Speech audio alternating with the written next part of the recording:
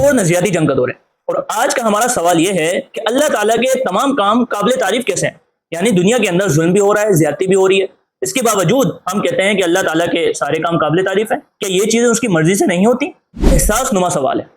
وہ کیسے کہ اگر سارے کام اللہ تعالیٰ کی مرضی سے ہوتے ہیں تو پھر ظلم اور زیادتی کیوں ہوتا ہے؟ اور اگر ظلم اور زیادتی بھی ہوتی ہے تو کیا یہ اللہ تعالیٰ کے قابل تعریف کاموں میں سے گنا جائے گا؟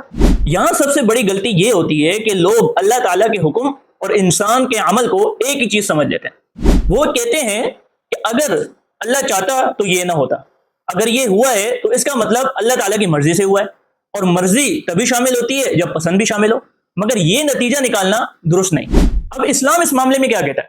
اسلام کہتا ہے کہ مرضی دو قسم کی ہوتی ہے، ایک یہ کہ اجازت دینا، اور دوسرا یہ کہ پسند کرنا۔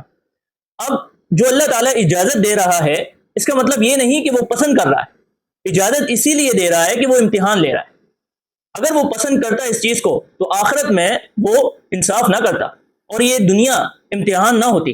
دیکھیں، اگر اللہ تعالیٰ ہر برائی کو فوراً روک دے تو پھر دنیا کے اندر انسان کا اختیار ہی باقی نہیں رہتا۔ کیا ایسا ہو سکتا ہے؟ نہیں، بلکہ اختیار باقی رہتا ہے، اس لیے ظلم بھی ہوتا ہے اور زیادتی بھی ہوتی ہے۔ اور اللہ تعالیٰ نے اجازت دی ہوئی ہے، کس کی؟ اختیار کی۔ پسندیدہ ناپسندیدہ یہ کوئی چیز ہے ہی نہیں۔ اگر ہم اختیار نہ رکھتے انسان کا تو پھر دنیا کے اندر نیکی اور برائی، اچھائی اور برائی، انصاف اور ناانصافی، ظلم اور مظلوم، یہ ورڈ ہی یوز نہ ہوتا ہے، یعنی یہ ساری چیزیں بے معنی ہو جاتی۔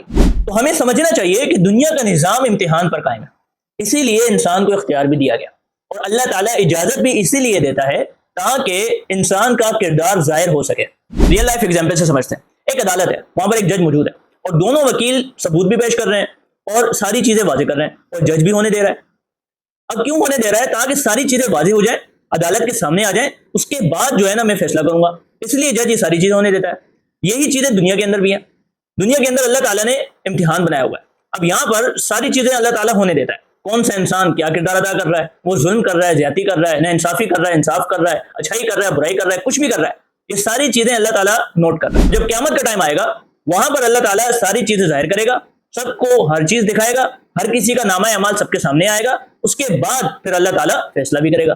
تو اللہ تعالیٰ کے تمام کام قابل تعریف اسی لیے ہیں کہ اللہ تعالیٰ کے وہ کام حکمت پر اور انصاف پر اور اصولوں پر مبنی ہوتے ہیں۔ تو ظلم اللہ نہیں کرتا بلکہ انسان خود کرتا ہے، اور اللہ تعالیٰ ہونے بھی دیتا ہے تاکہ یہ اس کا امتحان ہوتا ہے، لیکن ہمیشہ ایسا نہیں ہوتا۔ کبھی کبھی دنیا کے اندر بھی پکڑا جاتی ہے اور کبھی کبھی آخرت کے اندر اس کو پکڑا جاتا ہے۔ لہٰذا جب بھی آپ کے سامنے ایسے سوالات آئیں تو آپ فوراً نتیجہ نہ نکالیں، بلکہ صبر کریں، تحقیق کریں اور سوچیں، کیونکہ اگر آپ کو مکمل سمجھ نہیں آتی اور آدھی سمجھ آتی ہے تو یہ آپ کی غلط فہمی کا سبب بنتی ہے۔ اسی لیے سوچیں، سمجھیں اور اپنے ایمان کو شعور بنائیں۔ سبق پھر پڑھ صداقت کا، عدالت کا، شجاعت کا، لیا جائے گا تجھ سے کام دنیا کی امامت کا۔